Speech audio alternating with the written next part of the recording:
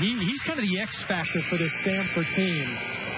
It's not so much how he goes, they go, but when he plays well, they generally play really well. So Wyatt Walker, the freshman from Jacksonville, Florida, misses that one.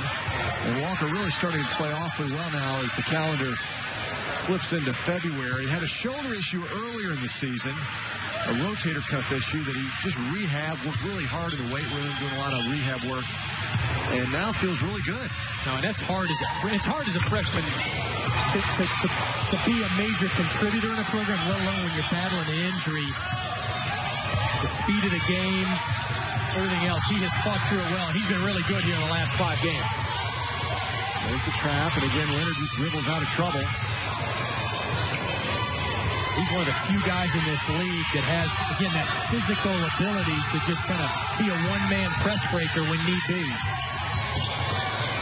Going up for the jumper, knocking it down is Jelks. He does a little bit of everything. Extremely well coached, played for Greg Mata in high school. You may know that last name, Thad's older brother at North Cobb Christian, just outside of Atlanta. Knocking it down again. And that's Marcus Johnson.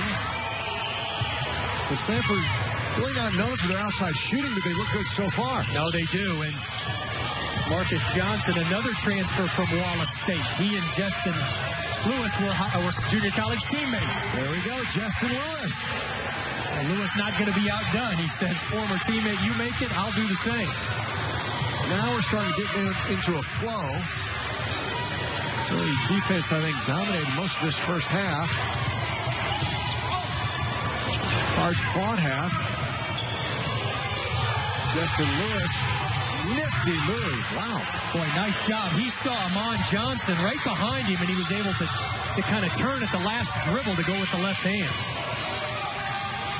Again, Mercer and Samford in the SoCon, the Southern Conference. Chattanooga's in first place with a 7-1 record.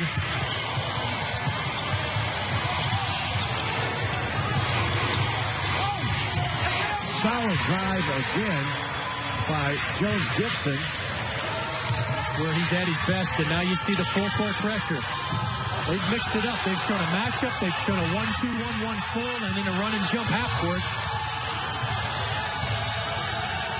You talk about Chattanooga. They're the cream of the Southern Conference. Matt McCall's done a great job inheriting a ton of talent from Will Wade, who moved on to VCU. That said, there are 4 or 5 teams, I think, come March in Asheville at the SoCon tournament that can win this tournament. Strawberry from downtown knocks it down. Jordan Strawberry has come off the bench and has really been a spark for the Bears. They know that name as well. That's Daryl's son, a great baseball star. And his uncle is Miles Simon, who is a pretty good player in Arizona. The other DJ played at Maryland. Yeah, that's a family full of athletes. So Samford will go to the line. Again, Darius Jones-Gibson loves to drive it inside, and he got fouled by Strawberry. Jones-Gibson, he goes to the line on average 7.5 times a game. But it was really counterproductive last year when he was right at 60% from the line. This year, kind of hovering around that 72, 73 mark. And Jones-Gibson shoots a lot of free throws. He's 18th in the country in free throws attempted. We've seen why. I mean, he takes the ball and he goes to the basket. Another Kentucky native. Yeah. Tates Creek High School, and found his way to Barton County, which is in the Jayhawk great junior college conference. So he's played at some good levels, both high school, junior college, and now at the 4-year level. Now, Scott Padgett recruits Kentucky very heavy, and he said the reason being, he said he can talk to moms and dads who still remember him. Sure. They ask questions about those great Kentucky teams. We'll see that national championship ring. Yeah. That'll be a jump ball, and that goes the way of Mercer.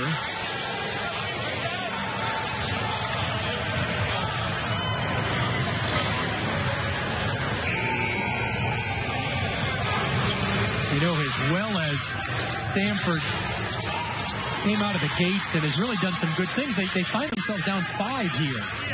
And Scott Pageant can't be real happy. We've got to kind of get that swagger back as they lean into halftime, excuse me. Another inbounds play. They have so many, the Mercer Bears. Shot clock now at 4. And another charge. There's your guy again, Coach. Alex Peters. You got to love it. And you know what? He's known in the league, but he gets the benefit of the doubt. I thought he was a half step late right there on Jabri Bryan. Bryan is a whole nother story, but Alex Peters, I mean, he comes in, like Shakespeare says, he knows his role and he plays it well.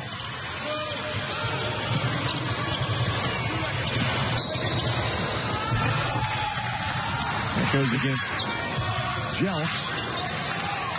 Stefan Jelks. But yeah, back to Jabri Bryan for Mercer.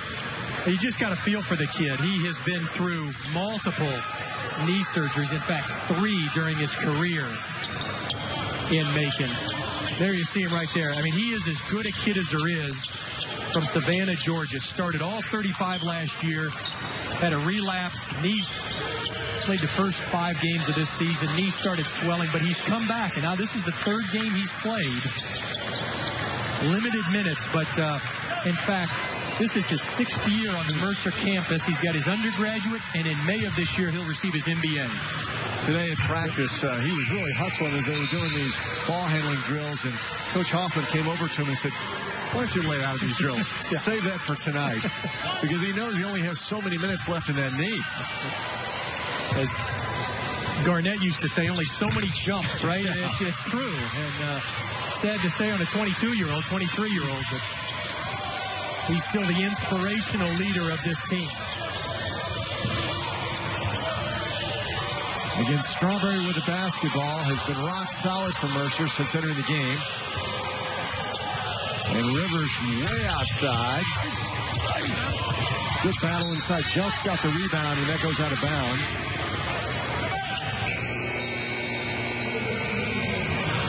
So Mercer on top, 29-24.